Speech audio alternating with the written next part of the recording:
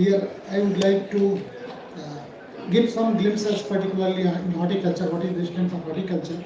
We know that in India we are growing near about 210 horticultural crops, which include fruits, vegetables, plantation crop, medicinal crops, spices, and several other floricultures, mushroom also, that is also coming in the horticulture crops. As you know, due to increase in the income and increase in the urbanization, as we know, the earlier urbanization was near about 23%, now we are reaching at 37%. Therefore, due to the income and urbanization and health consciousness, the demand of horticulture is increasing near about 4 to 5 times in coming future. So therefore the production, particularly for horticulture crops, is very important. Here we can see the now at present we are ranking second in the production, and we are contributing near about 34% in our agriculture GDP, and horticulture is only occupying the 12.5% total crop area. As you know, the India is accounting approximately 13% of global fruits and vegetable productions. Our country has seen a remarkable rise from 25 million tons in 1951 to 362 million tons from an area of 28.83 million tons at present. If we see our export, what we are exporting, particularly in fruits and vegetables, near about 16,847 crores rupees from fruits, and near about 9,496 crores from vegetables we are importing. And India is the largest producer, particularly for in banana, papaya, pomegranate, ginger, okra and mango. Similarly, we are second largest producer, particularly in potato, onion, brinjal, cabbage and cauliflower.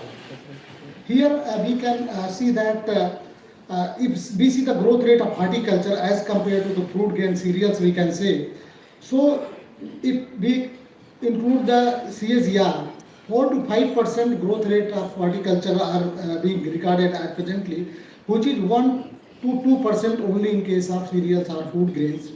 So therefore, if we see the share of value, particularly fruits and vegetables, compared to cereal, which was 55% in 2005, has increased near about 109% in 2022-23. Horticulture, if we see the productivity of rice and wheat, it is hardly 4.5 tons, or we can say sometimes 7 tons per hectare. But horticulture productivity is in several crops, we have more than 40 tons productivity in a single crop per hectare. So you can see the productivity is sometimes 2 times higher, sometimes 10 times higher. It depends upon the commodity and the crops.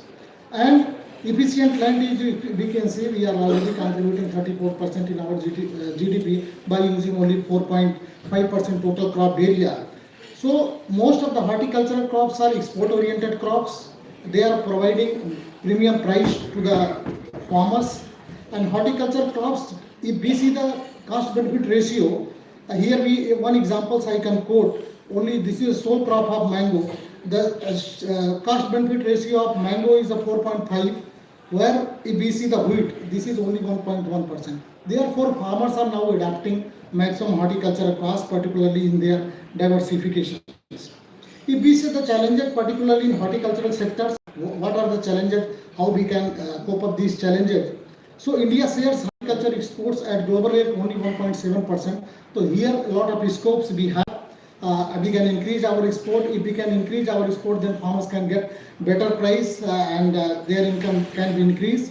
Losses are very high due to perishability of the horticultural commodity. Losses are very high, near about 5 to 15%. In some cases, this is 20%.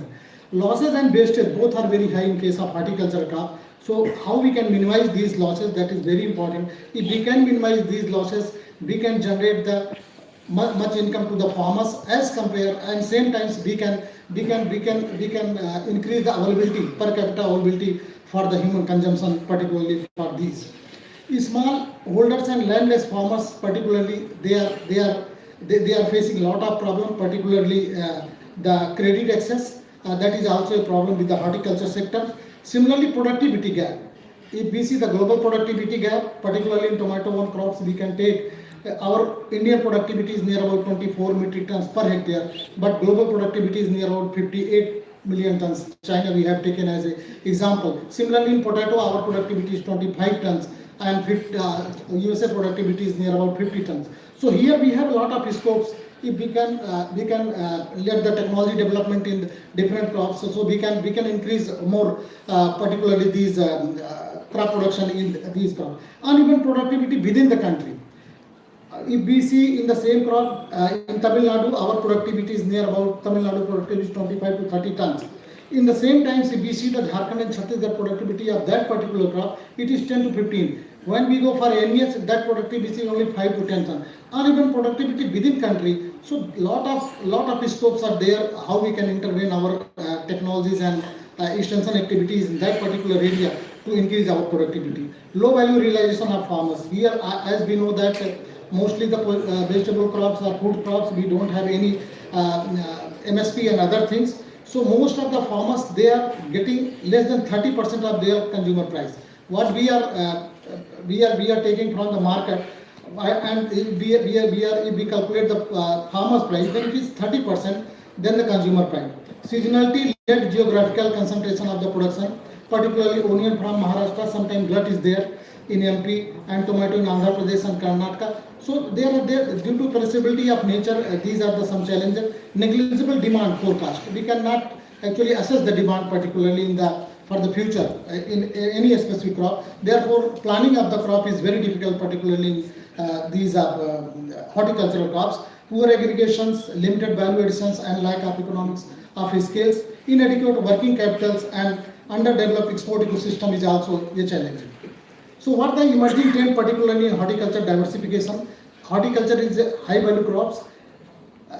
Rising export for the premium crops. Example, these times we have exported the lychee near about 639 million tons from our country. That is first time this particular aspects we have. And we see the cost benefit ratio, that is also very high in case of here. Underutilized vegetable crops, these are the neglected crops we can use. Protected cultivation, we can get more these yield, particularly spices, floriculture, nut crops. These are the emerging trends. So these are the diversification enablers. Our technology, we have now biofortified variety, climate resilient variety, high yielding seeds, tissue culture. Banana we are growing only through the tissue culture plants. So lot of technology we have. We have financial infrastructure with us. Market access is now growing. Infrastructure also, particularly protected cultivation, micro irrigations. Policy of governments, lot of policies government having, that is also increasing the production of horticulture crops. And research example for diversification in horticulture crops, we can see that intercropping, crop rotation. Some examples I have put how it is profitable, particularly for farmers point of view. Some recent initiative by Government of India like MIDH, clean planting materials, international collaboration with different countries, and we have now these budget announcement, particularly comprehensive program on fruits and vegetables that may address our challenges, particularly in case of fruits and vegetables.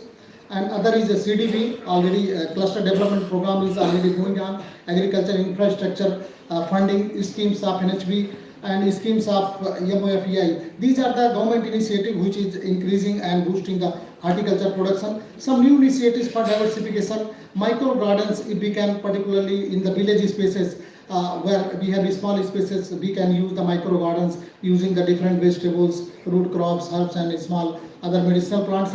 Urban and peri-urban horticulture is very much required. Commercial market gardening in urban periphery is important. Introduction of non-traditional area. Here in this picture you can see that lychee can be grown in Bareilly. You can see the fruitings, how much fruitings are there. So I think non-traditional area we have to capture, particularly for horticulture crops, and hand-holding for the farmers. It is very important from farm to fork, because each and every type of knowledge farmers do not have. So we have to hand-holding from their farm to fork. That will be very important for us boosting the horticulture crops. With this, I thank you very much for your patience hearing and providing the opportunity for this particular seminar. Thank you very much. Thank you, Dr. Pandey.